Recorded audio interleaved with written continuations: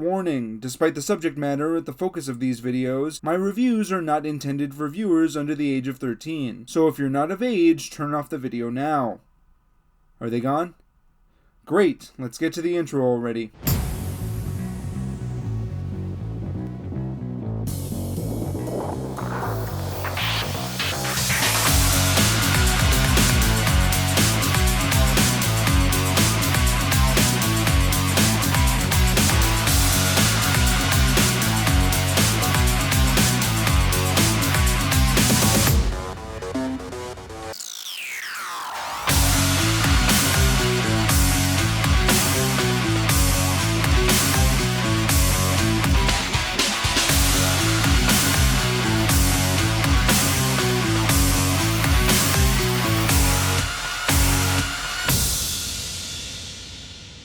Alright, we have reached the halfway mark of this season. Good job everyone, good job. Hopefully this means I can take my speculation hat off for now, and the show will start to build on the many ideas that have been brought up over the past 10 episodes. Don't get me wrong, I love speculating. In fact, my speculation hat won't be off for too long, since I imagine Beast Morphers will want to set up things for Season 2. But at a certain point, the show needs to stop thinking and progress the story. Too much speculation with very little payoff can lead to disappointment. I mean, look at the finale to Dino Supercharge.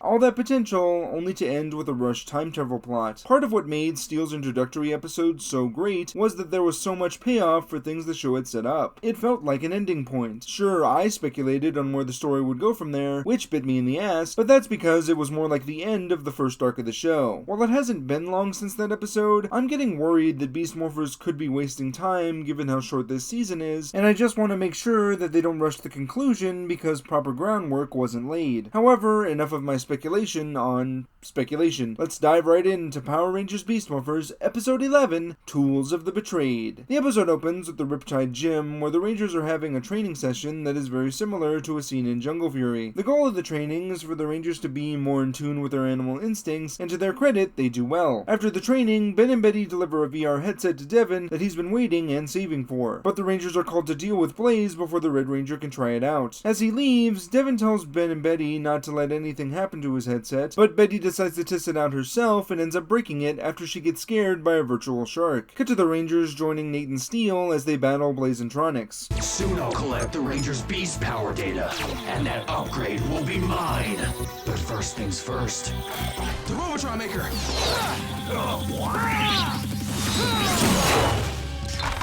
Devin destroyed the Robotron Maker?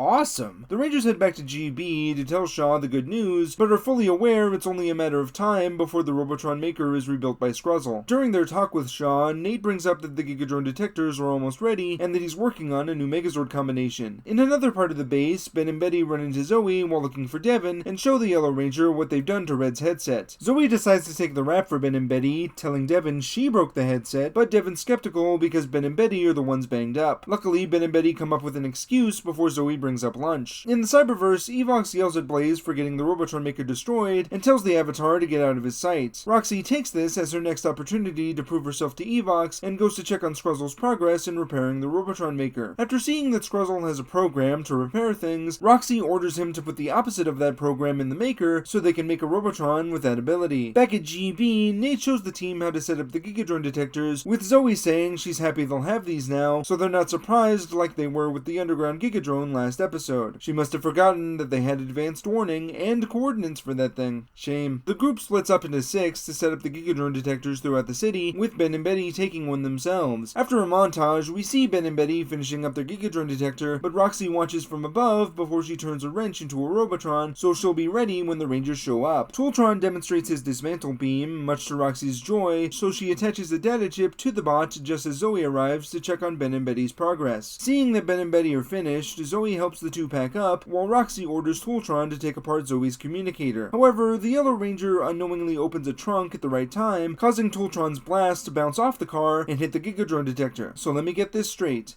This beam, that just took apart a bicycle, for some reason can't do the same thing to a car, but instead bounces off of it. What? Zoe leaves before the villains can get another shot off, so they follow her before we cut back to GB, where Nate checks to see if all the detectors are set up. The scientists, along with Devin and Ravi, soon find Ben and Betty's detector in pieces, just as Zoe comes in with the duo eating ice cream to celebrate a job well done. This doesn't sit well with the other Rangers, who instantly yell at the trio for being careless and lazy. Zoe tries to tell the others that the detector was put together, but they don't believe her, with Devin going even further and accusing Zoe of lying to him about the headset. Zoe finally comes clean about covering for Ben and Betty, and says that she's not lying about the detector, but Devin's not buying it. You lied to me about the headset, so why should I believe you about the detector? Why? Because we're friends? Friends are supposed to be honest with each other, Zoe. And you were not. You know, I would feel better about this scene if we didn't talk to her like she was 5 years old. After Zoe leaves, Ravi and Nate comment that Devin was a little harsh, but Devin ignores what just happened for now, so the guys can go fix the Gigadrone detector. Jax goes after Zoe to try and smooth things over, but she storms off, saying she needs somewhere to think. A little later, the other Rangers finish putting together the Gigadrone detector when Roxy and Tooltron arrive on the scene. I guess they gave up trying to find Zoe, since the other Rangers were headed in their direction. The Rangers morph into action and quickly call their blasters, but Tooltron gets his shot off first, causing the weapons to fall to pieces. Steel says this isn't a problem since the Rangers can call more weapons, but then Tooltron breaks their teleporters, leaving the team defenseless. Tooltron then fires at Steel, but Ravi throws a hubcap at him to deflect the blast, and I am now convinced that Tooltron's beam works on everything except cars. The deflected blast turns the Gigadrone detector into pieces again, and while the Rangers look at it, Roxy orders Tooltron to go after the Yellow Ranger, saying she'll deal with the guys. Devin realizes Zoe, Ben, and Betty were all telling the truth earlier, but before he can feel any guiltier, Roxy fires at the four. Devin uses his cheetah speed to disarm Roxy, at which point she decides she's had enough and leaves. So I guess what she told Tooltron was an outright lie. With the villainess gone, Devin tries to get in contact with Zoe, but when she doesn't answer, the Rangers call Jax. Jax guesses Zoe's at the park, so the Rangers head in that direction, before we cut to the Yellow Ranger with her morpher in pieces. Tooltron calls Tronics to trick Zoe into using her jumping ability so we can record it into the data chip, and it's the first time we've seen any of the Rangers use their beast powers unmorphed. The other Rangers show up along with Cruz, who gives them all replacement teleporters, as well as giving Zoe a morpher. The guys use their teleporters to very slowly blast Tooltron, causing him to drop his blaster, allowing Devin to destroy the thing. Zoe morphs into action to join the others as they take on the bot and his goons, and it doesn't take long for the Rangers to be the last one standing. After the Rangers leave, Scruzzle teleports in to collect the data chip, and after he gets to the Cyberverse, he tells Roxy never to leave a data chip behind. Scruzzle then gets to work deploying a Gigadrone, but GB's made aware of it thanks to the detectors. The Zords are sent out, and Nate even transforms his Wrecker Zord into the new Battle Mode, and it still looks like a beetle. Sorry. The Gigadrone has its own surprises, since another drone comes out of its back, and after they get grossed out by that, the Rangers get to work. During the fight, Nate's saved by Steel and his Zord, before the two Zords combine to form the Striker Megazord. The new Megazord turns the tide in the battle enough for the Rangers to claim victory, and after the fight, Devin apologizes to Zoe for doubting her earlier. Zoe says that lying just once makes it hard for friends to trust you, and after the two patch things up, Ben and Betty arrive with Devin's repaired headset. Devin finally gives his VR headset a try, but ends up freaking out so much that his headset goes flying, and the episode ends with Ben catching the headset before it hits the ground. This episode is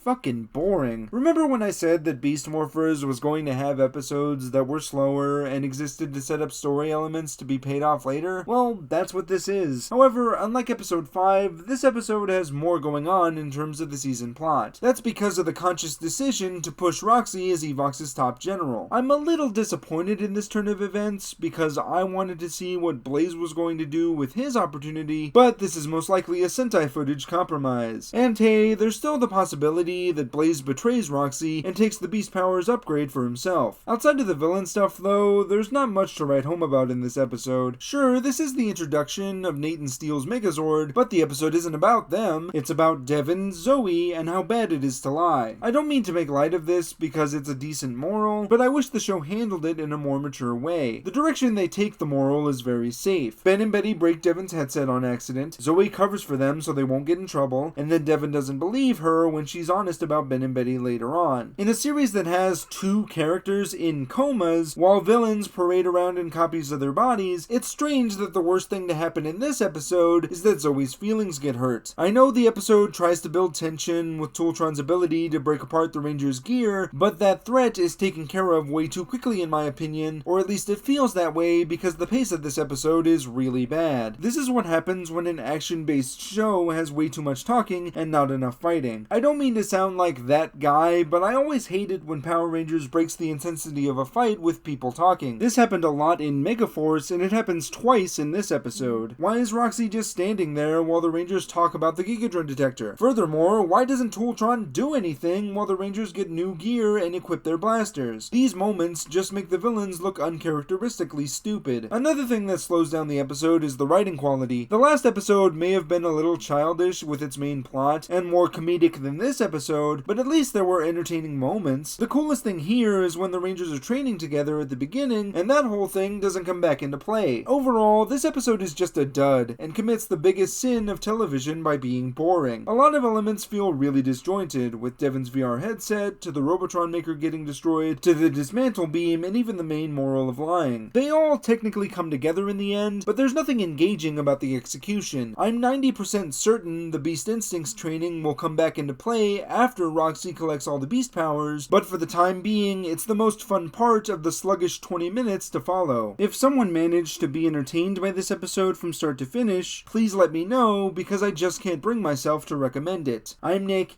aka IronBat1993, and may the power protect you.